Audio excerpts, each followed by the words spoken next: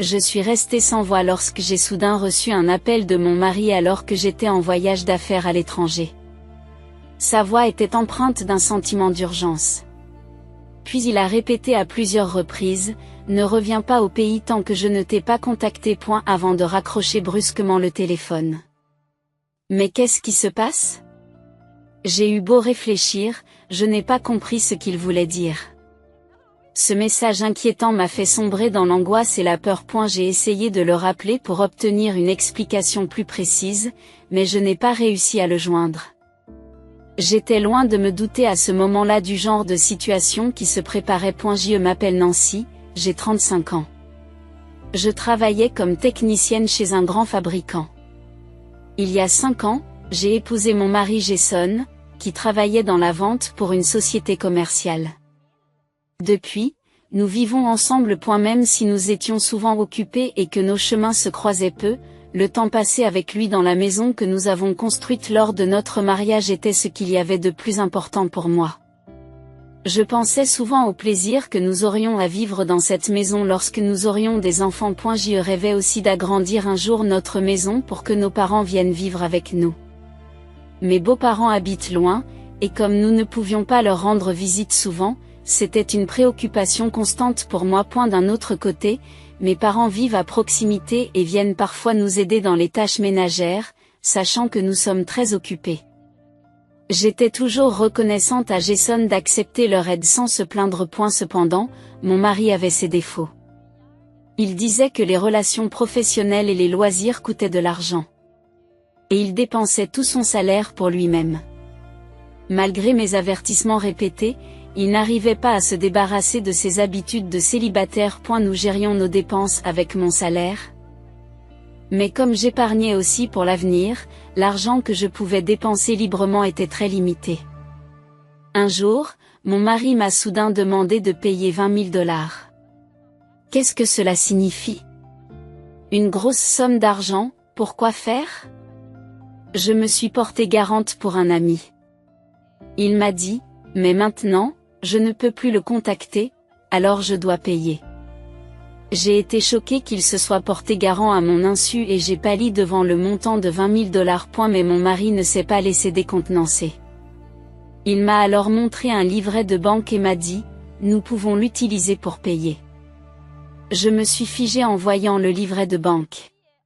C'était mon compte sur lequel j'avais épargné petit à petit chaque mois ou lorsque nous avons eu des enfants. Attendez, vous ne pouvez pas l'utiliser. J'ai travaillé si dur pour l'économiser. Pourquoi?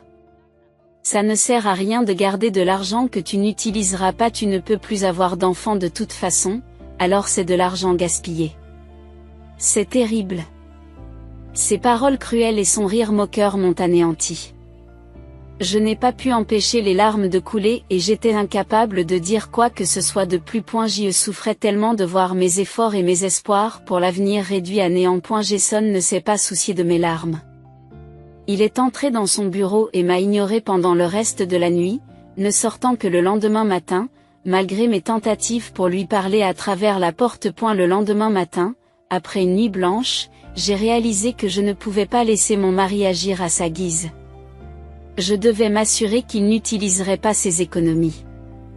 Après le départ de Jason pour le travail, je suis donc allée dans son bureau pour chercher le livret de banque et la carte.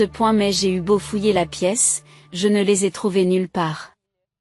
Paniquée à l'idée d'arriver trop tard, j'ai appelé mon mari, mais il n'a pas répondu. Finalement, j'ai reçu un message de lui disant: je suis en voyage d'affaires et je ne serai pas de retour avant quelques jours. 3 jours plus tard, en rentrant du travail, j'ai trouvé le livret de banque et la carte négligemment laissée sur la table du salon. Avec un sentiment d'effroi, j'ai rapidement vérifié le livret bancaire et j'ai vu que tout l'argent que j'avais épargné avait été retiré. Comment avait-il pu me faire ça?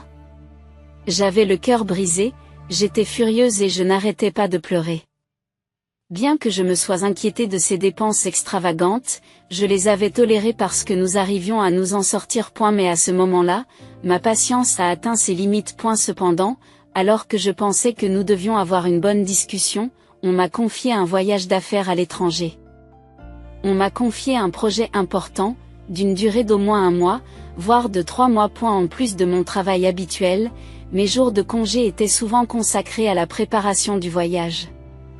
Pendant ce temps, mon mari semblait m'éviter délibérément, et il y avait de nombreux jours où nous ne nous voyions pas à la maison. Finalement, sans avoir eu l'occasion d'en parler avec lui, je suis partie pour mon affectation à l'étranger. 1 mois et demi plus tard, j'ai eu le plaisir de constater que le travail avançait bien et que je pouvais rentrer plus tôt que prévu. Pendant mon séjour à l'étranger, mon mari était souvent injoignable par téléphone et notre communication se limitait à des messages. Malgré ma frustration persistante à son égard, la pression du travail et la méconnaissance de la vie à l'étranger m'ont rendue anxieuse et solitaire. Lorsque je lui ai envoyé un courriel au sujet de la date de mon retour, il m'a immédiatement rappelé, ce qui n'est pas habituel. Et ne reviens pas tout de suite. Ou tu vas mourir, m'a-t-il dit avec insistance. J'ai été momentanément stupéfaite par son emportement soudain. Ce qu'il m'a dit ensuite était incroyablement choquant. En fait, j'étais partie en voyage d'affaires pendant 2 jours, et quand je suis rentrée, la maison avait été saccagée. Quelqu'un s'était apparemment introduit par une fenêtre brisée. Nous avons été cambriolés. Non, rien de précieux n'a été volé, mais votre chambre était dans le pire état. Ils ont dit qu'il s'agissait peut-être d'un crime motivé par la vengeance. Comme le coupable n'avait pas encore été arrêté et qu'il y avait un danger à rentrer chez soi, mon mari a insisté, ne revenez pas maintenant.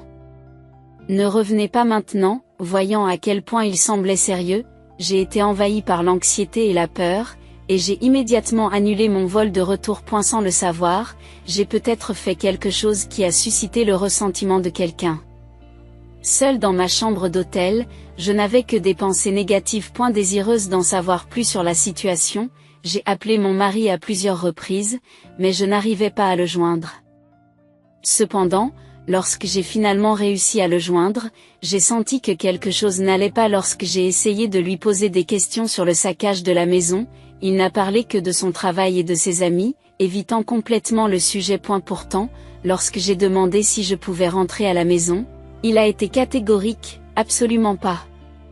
L'enquête de police progresse-t-elle? Combien de temps dois-je rester ici? Je suis inquiet d'être seul. Nous n'avons pas encore d'informations détaillées. Et ne bougez pas jusqu'à ce que je vous dise que c'est bon, d'accord? Ces réponses vagues m'ont fait me demander s'il y avait quelque chose qu'il ne pouvait pas me dire. Peut-être savait-il déjà qui était l'auteur du crime et essayait-il de me protéger du choc. Et ne disposant que de peu d'informations, j'étais rongée par l'inquiétude. Plus tard dans la nuit, j'ai été encore plus troublée par un courriel de ma mère. Elle m'a dit que mon mari lui avait dit que mon travail ne se passait pas bien et qu'il n'y avait pas de date de retour précise. Je ne comprenais pas pourquoi il avait menti de la sorte, mais j'ai poursuivi la conversation avec ma mère, ne voulant pas l'inquiéter. Pourtant, attendre des nouvelles alors que j'étais à l'étranger, sans savoir ce qui se passait, était un véritable supplice. J'ai décidé de voir par moi-même ce qui se passait.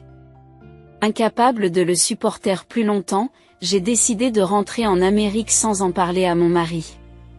Le lendemain, je suis retournée secrètement en Amérique et je suis rentrée directement chez moi. J'accepterai tout ce qui arrivera. Tout ira bien. Je me suis rassurée en descendant du taxi devant la maison et j'ai été choquée de constater qu'elle était à vendre. Contrairement à ce que m'avait dit mon mari, la maison n'avait pas été saccagée et les fenêtres n'avaient pas été brisées. J'ai déverrouillé la porte d'entrée et j'ai pénétré prudemment à l'intérieur, pour constater que l'endroit était complètement vide. Les meubles que nous avions choisis ensemble, mes vêtements et mes livres avaient disparu.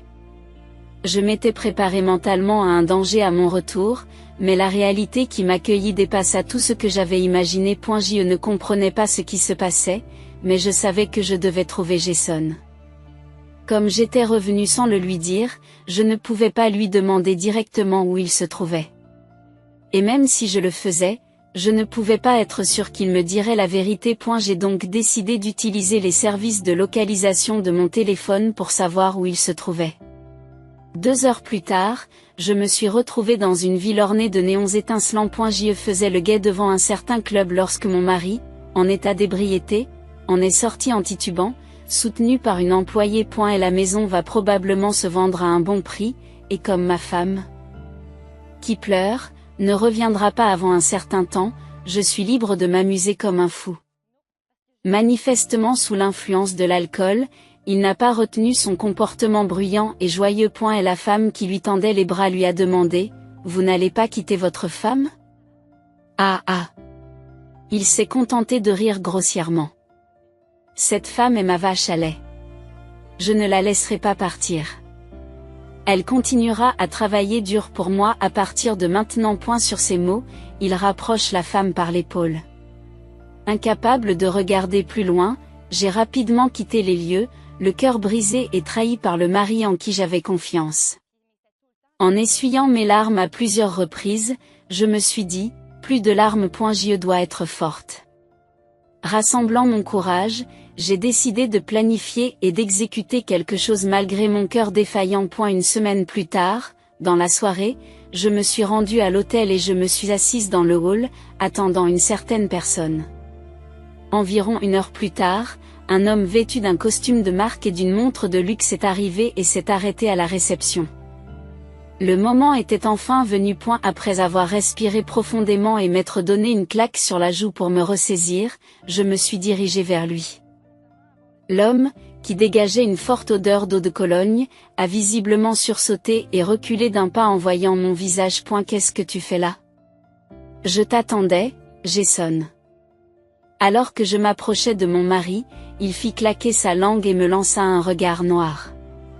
Pour qui te prends-tu, pour ignorer mes paroles et revenir à la maison comme ça, 2 mois après notre rencontre? Ce sont les premiers mots qu'il m'a adressés et ma colère a atteint son paroxysme. Comment oses-tu dire cela? Mon cri a résonné dans le hall de l'hôtel, attirant l'attention du personnel et des clients. Parmi eux, le plus surpris fut mon mari lui-même. Il avait l'air troublé. Allons d'abord parler dans la chambre. Il m'a pris le bras et a commencé à marcher. Je l'ai regardé fixement dans le dos en silence. En entrant dans la pièce, mon mari a jeté son sac et a enlevé sa veste, la poussant vers moi. Il m'a fait signe du menton de la suspendre. Pour qui se prend-il, à jouer les gros bras dans un moment pareil? Il ne comprend rien. Rempli de colère, je lui ai renvoyé la veste d'un air de défi, le prenant au dépourvu avec mon attitude rebelle sans précédent. Je suis revenu à la maison pour voir la vérité de mes propres yeux. De quoi parlez-vous? Vous avez dit tout à l'heure que vous étiez le garant de votre ami. Donnez-moi son nom, ses coordonnées et son lieu de travail. Je lui dirai de rembourser l'argent rapidement. J'ai fait face à mon mari avec un regard perçant. Mais il avait l'air déconcerté, comme s'il ne savait pas de quoi je parlais. C'était incroyablement douloureux pour moi, mais cela semblait être quelque chose qu'il pouvait facilement oublier. Cette constatation me remplit d'une frustration insupportable. Comme s'il se souvenait de quelque chose, il releva la tête et desserra à contre-serrure sa cravate. Laissant échapper un profond soupir, il s'est résigné. Le fait d'être le garant de mon ami, c'était un mensonge. Il avoue. À ma grande surprise, la dette de $20 000 s'est avérée être due aux dépenses inconsidérées de mon mari. Contrairement à vous, j'ai des dépenses pour entretenir des relations sociales.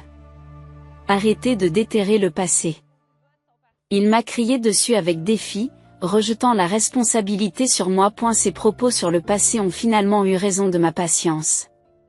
Si tu as pu rembourser cette dette, c'est uniquement grâce à l'argent que j'ai économisé. J'ai frappé avec force la table voisine et je l'ai confronté. Tu as utilisé mon argent sans permission. Tu ne m'as jamais remboursé. Et maintenant, tu dis que c'est du passé? Ne t'avise pas d'agir avec autant d'arrogance. Accablé par mon emportement, mon mari a reculé en titubant. Je respire profondément pour me calmer. Alors, parlons de la dette de $50 000 que tu as accumulée pendant mon absence. À ces mots, mon mari pâlit. Je me suis assise sur une chaise voisine et lui ai fait signe en silence de s'asseoir en face de moi. Il s'est rendu compte que mon attitude était différente de d'habitude. Il s'est assis nerveusement et a feint l'ignorance. Je ne sais pas de quoi vous parlez. Tu croyais que je n'étais rentrée en Amérique qu'aujourd'hui? Quoi? Ce n'est pas le cas? Je suis de retour depuis un certain temps. J'ai découvert que vous utilisiez cet hôtel comme base en suivant vos déplacements par GPS. Je l'ai regardé froidement et il a baissé la tête, la sueur perlant sur son front.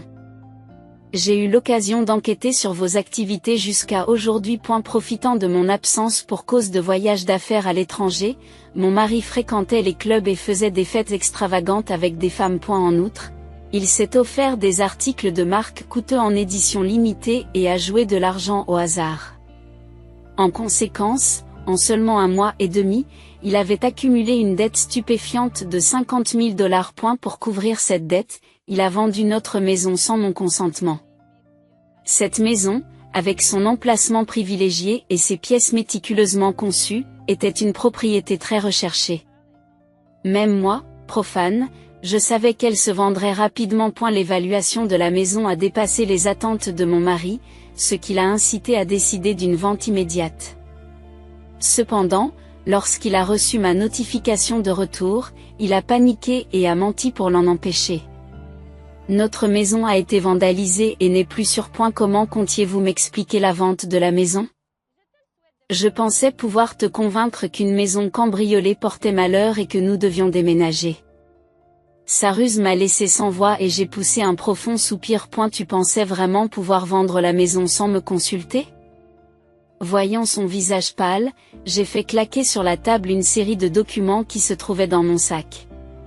Il s'est empressé de les saisir. En les lisant, il est tombé de sa chaise. Comment cela s'est-il produit? Les documents annulaient le contrat de vente de maison qu'il avait signé. Il était visiblement ébranlé et se tenait la tête, incrédule. Dommage que votre plan n'ait pas fonctionné. Et elle semblait vouloir dire quelque chose, mais je l'ai ignoré et j'ai remis les documents dans mon sac. Le coût de la construction de notre maison a été couvert par l'argent que j'avais économisé avec diligence depuis que j'étais célibataire. La maison était donc à mon nom. Pour que quelqu'un d'autre que le détenteur du titre de propriété puisse vendre la maison, mon consentement était nécessaire. Or, mon mari avait forgé une procuration sans mon consentement. Naturellement, un tel contrat n'était pas valable. J'en ai donc informé la société immobilière et j'ai pris les mesures nécessaires pour annuler la vente. La falsification d'une procuration est un délit grave. En entendant cela, mon mari s'est mis à trembler. Et il y a un autre crime dont vous êtes coupable. Mon mari avait détourné de l'argent de son entreprise. Chaque fois que sa fraude était sur le point d'être découverte, il rejetait la responsabilité sur ses subordonnés. L'un de ses subordonnés, qui avait commencé à se méfier d'être constamment blâmé pour des choses qu'il n'avait pas faites, avait trouvé des preuves des malversations de mon mari. Comment cela s'est-il produit? Comment cela s'est-il produit? Votre subordonné Harrison est un ancien camarade de classe. Elle est un peu maladroit, mais très sérieux et responsable. En enquêtant sur les activités de mon mari, j'ai par hasard repris contact avec Harrison. Après avoir pris connaissance de nos situations respectives, nous avons décidé de travailler ensemble. Mon mari a eu l'air choqué, mais il s'est rapidement moqué de moi et m'a défié. Je suis bien vu dans l'entreprise. Je ne sais pas ce que Harrison a trouvé, mais personne ne croira un homme qui est constamment critiqué. Lorsque j'ai entendu ces mots, un profond sentiment de dégoût est monté en moi. Je n'arrivais pas à croire qu'il rejetait la responsabilité sur un subordonné qui travaillait dur, sans éprouver le moindre remords pour sa propre inconduite. Mon mari était toujours assis par terre et m'a regardé en ricanant. Je ne sais pas ce que tu as compris, mais ce n'est pas Harrison qui te dénoncera à l'entreprise.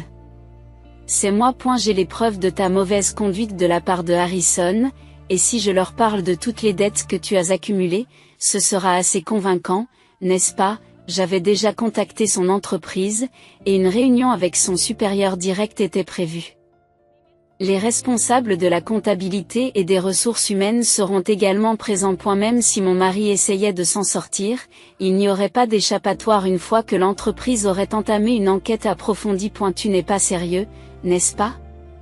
Nous sommes mariés, tu ne peux pas me faire ça. Juste cette fois. Laisse tomber, s'il te plaît. Son attitude arrogante avait disparu. Il pleurait maintenant et s'accrochait à moi. Ce changement soudain n'a fait qu'attiser ma colère. Je ne te pardonnerai jamais. J'ai sorti un autre papier de mon sac et l'ai claqué sur la table. Un papier de divorce, attendez. Si vous partez, qui sera prêt à payer mes dettes? Tu devrais rembourser tes propres dettes. C'est tout à fait naturel. Alors que je le réprimande pour sa bêtise, il baisse la tête en silence.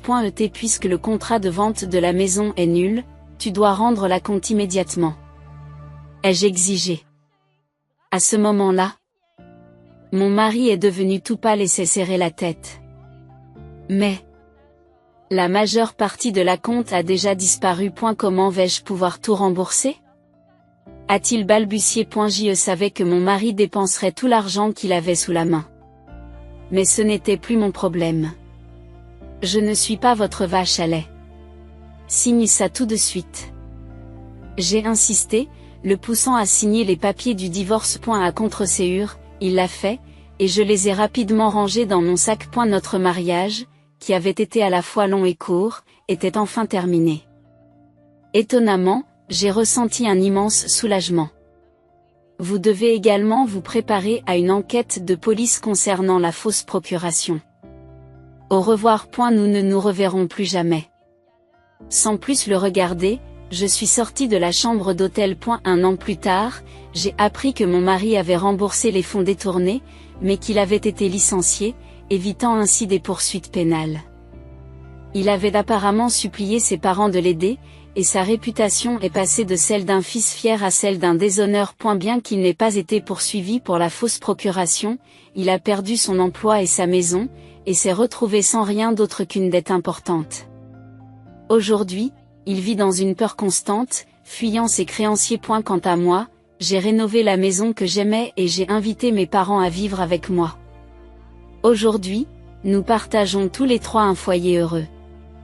Avec un autre grand projet à l'horizon, je voyagerai bientôt à nouveau à l'étranger pour mon travail. Et la vie est épanouissante et je chéris chaque moment passé dans ma maison bien-aimée avec les personnes qui comptent le plus. Je suis Karen, une femme célibataire qui travaille dans une entreprise chimique à la campagne.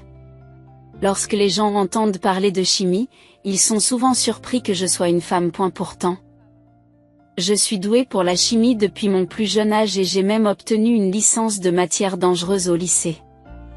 J'aime mon travail actuel et je continue à l'apprécier. Je suis née et j'ai grandi dans cette petite ville rurale. Dans le passé, le seul endroit où l'on pouvait aller était la confiserie, mais il y a eu récemment de nombreux changements, comme la construction d'un nouvel aéroport et d'un grand immeuble d'habitation en face de la gare.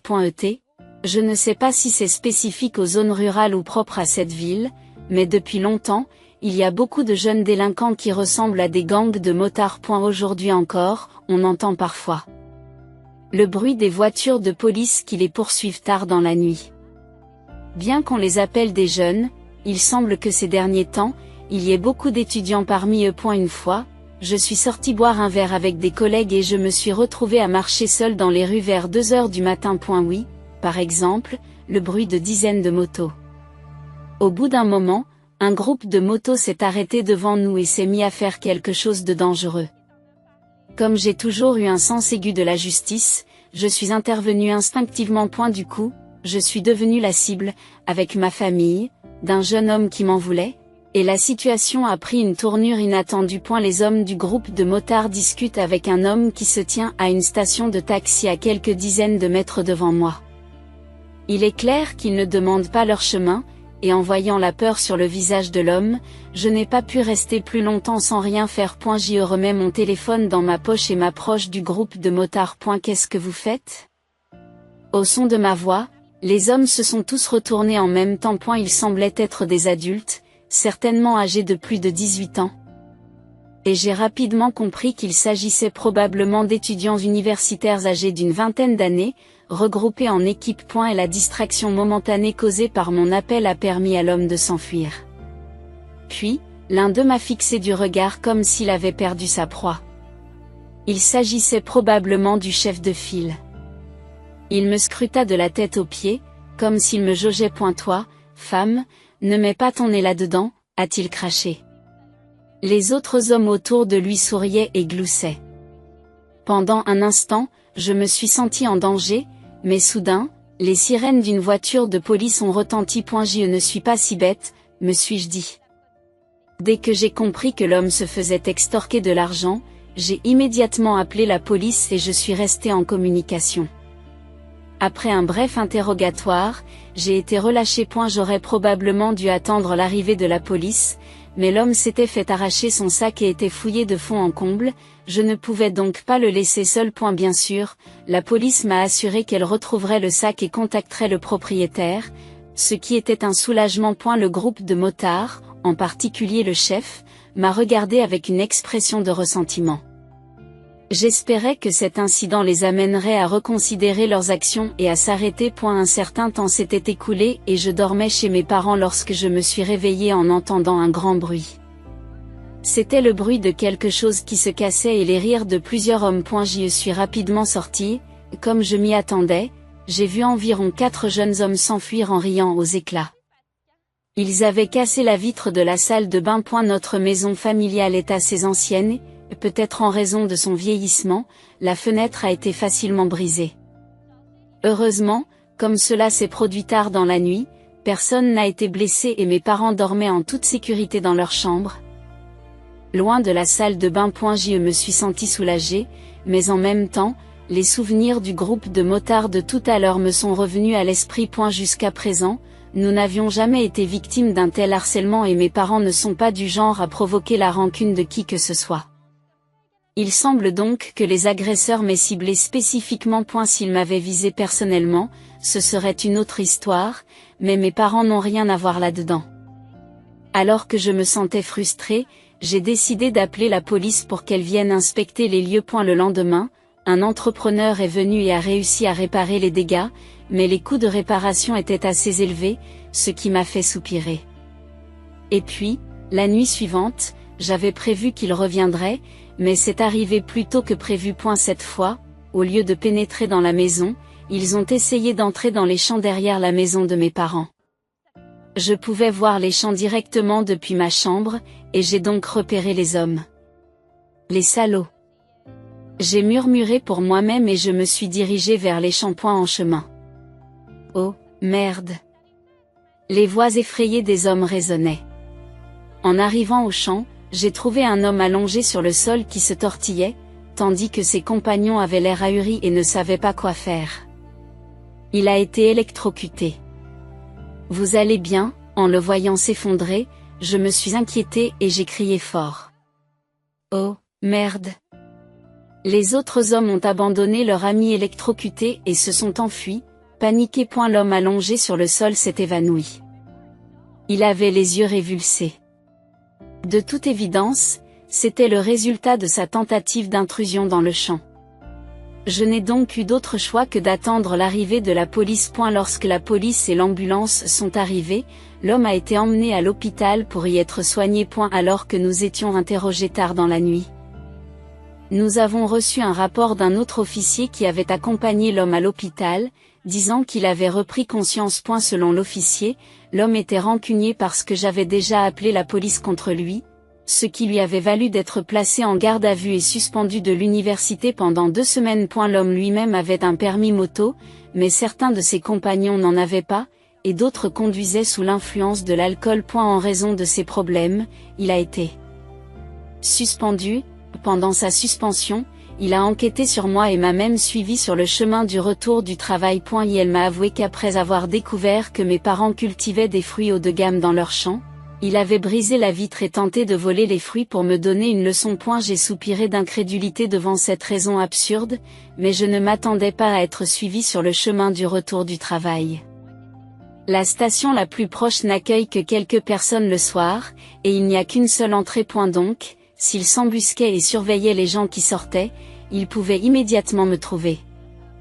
Je ne pouvais pas croire qu'il irait aussi loin par dépit, après avoir subi les conséquences de ses propres actes répréhensibles. Cependant, quelques jours après l'incident, l'homme s'est présenté chez moi, accompagné de ses parents. Je m'attendais à ce qu'il s'excuse d'avoir brisé la vitre et d'être entré par effraction, mais au lieu de cela, il m'a fait une demande choquante. Sans aucun avertissement, on a sonné à la porte de ma maison. Lorsque j'ai répondu, j'ai vu le chef de file de l'incident debout avec ses parents, l'air féroce. Confus de ce qui se passait, les parents ont dit, « Vous avez électrocuté notre fils. C'est une insulte.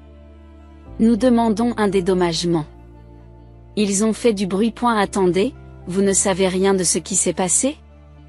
En disant cela, les parents ont brièvement affiché une expression perplexe. Cependant, ils m'ont immédiatement blâmé et la situation est revenue à ce qu'elle était. Prenant du recul, j'ai regardé l'homme. Il a ri par le nez et m'a regardé d'un air narquois en tirant la langue. Apparemment, lorsque ses parents l'ont interrogé au sujet de la suspension et de la prise de contact avec la police, j'ai été traité de voleur et poussé vers une clôture électrique alors que je voulais simplement acheter des fruits. Avant cela, je roulais simplement avec des amis, mais on nous a traités de gang de motards et on nous a dénoncés à la police. Il a expliqué cela de manière absurde. Et si j'étais son parent, je comprendrais qu'il est étrange d'être suspendu pendant 2 semaines parce qu'on a été dénoncé par erreur. Cependant, ses parents, qui favorisent clairement leur fils, semblent croire aveuglément à son histoire. Ils ont déjà engagé un avocat et demandent un dédommagement absurde de 30 000 $. Ce chiffre ne repose sur aucune base rationnelle, et l'on peut même se demander s'ils ont réellement engagé un avocat. Alors que je fronçais les sourcils et jetais un regard noir à la mère et au fils, la mère m'a giflé sans crier gare. Si vous ne payez pas, nous vous poursuivrons en justice. Pour votre gouverne, mon grand-père est un politicien réputé, et les gens comme vous qui viennent de la campagne peuvent être traités en un clin d'œil. Elle sourit fièrement. Ma famille et moi devrions être les victimes dans cette affaire. Pourquoi sommes-nous soumis à un tel traitement? Il y a un dicton, tel père, tel fils, qui décrit parfaitement ce parent et cet enfant. Peut-être que les parents n'avaient pas de bon sens et que l'enfant est devenu comme eux. Portons un coup dur à cette famille qui se vante grossièrement en profitant du pouvoir de son grand-père politicien. Eh bien, préparez-vous. Je ne me retiendrai plus. En frottant ma joue giflée, j'ai dit, « Waouh, c'est bien gonflé, n'est-ce pas? N'est-ce pas une agression? » Je ne faisais que rendre à mon fils la douleur qu'il avait reçue, c'est tout. Et la mère a répliqué avec colère, le visage devenu rouge. Je ne vois pas en quoi il est juste que je subisse les conséquences des actes de votre fils, alors qu'il s'est fait surprendre par cette clôture. Pour votre gouverne, c'est la faute de votre fils s'il s'est fait prendre sur cette clôture, et il essayait de s'introduire dans les champs pour voler des fruits. Alors pourquoi devrais-je être le seul à être blâmé? C'est ce que j'ai dit. Mais les parents ont continué à croire leur fils. La mère, en particulier, refusait d'écouter ce que je disais. Je les ai donc invités à entrer dans la maison pour leur montrer quelque chose. Ce que j'avais à leur montrer, c'était des images de l'époque de l'incident. La raison pour laquelle je disposais de ces images est que la maison de mes parents est équipée de nombreuses caméras de sécurité. Mes parents cultivent des fruits de haute qualité pour gagner leur vie. Nos champs ont été vandalisés par des voleurs dans le passé, c'est pourquoi nous avons installé des caméras de sécurité autour de la maison et dans les champs, ainsi que des clôtures électriques. Je leur ai expliqué en leur montrant les images du jour où ces hommes ont tenté de pénétrer dans nos champs. En voyant les images, même les parents n'ont pas pu nier la vérité et se sont figés. Les expressions de l'homme sont devenues de plus en plus sévères. Je les ai ignorés et je leur ai montré les images qui datent de quelques jours avant ce jour. Ces images datent de l'époque où une fenêtre de notre salle de bain a été brisée. C'est juste quelques jours avant que votre fils ne soit électrocuté, n'est-ce pas? Regardez, le visage de votre fils apparaît clairement sur la vidéo. Nous avions l'intention de réclamer les frais de réparation pour cet incident aussi, alors je suis content que vous nous ayez rendu visite ici. J'ai dit cela d'un ton sarcastique et j'ai gloussé. Et ses parents ont commencé à trembler. Je pensais qu'ils allaient enfin se rendre compte de la faute de leur fils et le gronder, mais ce n'est pas ce qui s'est passé. Transporter un courant aussi fort qui peut faire perdre connaissance est une tentative de meurtre. Puis le fils, qui était resté silencieux jusque-là, a pris la parole. Oui, j'ai eu très mal. Si on ne m'avait pas emmené à l'hôpital, j'aurais pu mourir sur place. A-t-il dit de manière dramatique. En voyant cela, ses parents l'ont serré fort dans leurs bras. Mère du chef, tu as dû avoir peur. Ils l'ont réconforté avec ces mots. J'y réfléchissais au sketch ridicule auquel j'assistais. Cette clôture ne sert qu'à éloigner les animaux. Même si elle transporte du courant, celui-ci ne fait que grésiller un peu fort et n'est pas assez puissant pour provoquer l'évanouissement d'un être humain. Alors que j'expliquais calmement cela, ils se sont figés. En fait, le médecin qui l'a examiné a dit qu'il s'était probablement évanoui à cause du choc de l'électricité, ce qui a fait croire à son cerveau qu'il avait reçu une décharge électrique à haute tension. Après avoir été transporté à l'hôpital, il n'a pas eu besoin de traitement particulier et s'est réveillé tout seul. Nous disposons de la déclaration de l'interrogatoire de la police, de l'examen médical et du témoignage de l'entrepreneur qui a installé la clôture. On a vérifié la quantité de courant qui la traverse. Il a été établi qu'il n'y avait aucun dommage pour le corps humain et qu'aucune faute n'avait été commise de notre côté. En entendant cela, ils se sont tus, semblant n'avoir plus de mots pour répondre. Pourtant, la mère persiste. Vous êtes immature face à un étudiant universitaire. C'est pire de dénoncer juste parce qu'il faisait du vélo. Elle a continué à trouver des excuses et à résister. En ce qui concerne l'incident du vélo, je leur ai parlé des nuisances sonores, de la présence de conducteurs sans permis et ivres parmi ses amis. Sa délinquance est de votre faute à vous, parents, qui l'encouragez, n'est-ce pas? En disant cela, ils sont devenus complètement silencieux, ne prononçant plus un seul mot par la suite. Ensuite, je leur ai dit que je les avais contactés par l'intermédiaire d'un avocat pour leur demander un dédommagement pour avoir cassé une vitre, et je les ai laissés rentrer chez eux. Je pensais que tout était réglé, mais l'homme a peut-être atteint son point de rupture et a pris des mesures radicales. Quelques jours après leur visite, un incident s'est produit. Ce jour-là, je prenais un jour de congé compensatoire en semaine et je me détendais à la maison. Soudain, il y a eu de l'agitation à l'extérieur. J'ai entendu mes parents crier de panique et une voix d'homme en colère qui me semblait familière. Je me suis dirigé vers le champ, avec un mauvais pressentiment, et j'ai vu cet homme rire aux éclats tout en répandant un liquide dans le champ. Le champ était en plein chaos et tous les fruits qui étaient sur le point d'être récoltés étaient abîmés. Mes parents, qui étaient sur le point de commencer à travailler, avait trouvé l'homme en train de détruire le champ en plein jour, et il lui demandait d'arrêter. Même à distance, j'ai été choqué par cette scène dévastatrice. Je ne pouvais pas dire quel liquide l'homme répandait, et une peur inconnue m'a saisi. Et si c'était de l'essence, cela pouvait conduire à un désastre inévitable, et il y avait même un risque que le feu se propage aux maisons voisines. Qu'est-ce que tu fais? Ai-je crié, et l'homme s'est retourné et m'a dit avec un sourire effrayant. Je vais tout brûler. Si le champ est brûlé, vous ne pouvez rien faire, n'est-ce pas? Puis il a sorti un briquet. Mes parents ont poussé des cris qui ressemblaient presque à des hurlements, mais j'ai remarqué quelque chose en sentant le liquide. Sans cette odeur distinctive? La probabilité que ce soit de l'essence ou du kérosène était faible. J'ai regardé le bidon jeté qui contenait probablement le liquide. Et puis, j'ai réalisé que si tu voulais tout brûler, pourquoi ne pas le faire? Ma déclaration scandaleuse a également choqué mes parents. Cependant, voyant que je restais calme et compte tenu de ma profession, ils n'ont rien déhité. Et elle sembla considérer mes paroles comme un dernier acte de résistance et tenta de l'enflammer, mais il ne prit pas feu. Incapable de comprendre pourquoi cela n'a pas fonctionné, l'homme avait l'air perplexe. Alors, moi qui travaille dans une entreprise de produits chimiques, je lui ai expliqué.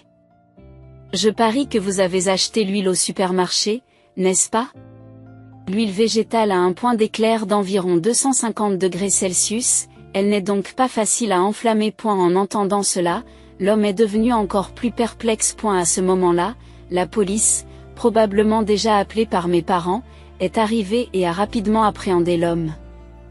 Il avait résisté violemment, ce qui avait entraîné son arrestation pour entrave à l'exercice de fonctions officielles. L'homme m'a alors demandé, « Comment saviez-vous que ça ne brûlerait pas ?» J'ai répondu que c'était parce que c'était mon métier. La plupart des gens penseraient qu'il prendrait feu, mais pas moi. Sur ce, il a pris un air frustré alors qu'on l'emmenait au poste de police. L'homme a ensuite été inculpé de dommages matériels. En raison de la gravité de l'incident et du fait qu'il s'agissait d'une récidive malgré les avertissements précédents, il a été condamné à une peine avec sursis et a également été exclu de son université. En outre, s'il s'agit simplement d'indemniser une vitre cassée, cela ne coûtera pas grand-chose. En revanche, s'il s'agit d'endommager notre terrain, c'est une autre histoire. Les frais de remise en état du champ et de dédommagement pour les fruits abîmés ont été inclus. En outre, la couverture des dommages causés par l'impossibilité de livrer les magasins avec lesquels nous avions conclu des contrats a été additionnée.